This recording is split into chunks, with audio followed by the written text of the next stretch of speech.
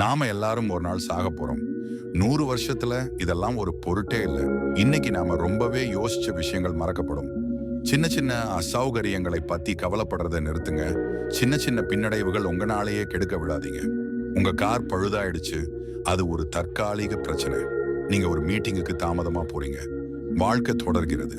நீண்ட காலத்துக்கு முக்கியமில்லாத விஷயங்களை பத்தி நாம அடிக்கடி கவலைப்படுவோம். வேலையில ஒரு மோசமான நாள், ஒரு நண்பரோட வாக்குவாதம், தவறவிட்ட காலக்கெடு, இதெல்லாம் ஒரு நொடி பொழுதே போகுது. வாழ்க்கை தேவையற்ற கவலைகளுக்கு மிக குறுகியது. உண்மையிலேயே முக்கியமான விஷயங்கள்ல கவனம் செலுத்துங்க. உங்க அன்புக்குரியவங்களை பாருங்க, இயேசுவை பின்பற்றுங்க, உங்க வாழ்க்கையை முழுமையாக வாழுங்க. பொருள் விஷயங்களில் சிக்கிக் கொள்ளாதீர்கள். நித்தியத்தை நினைவில் வையுங்கள்.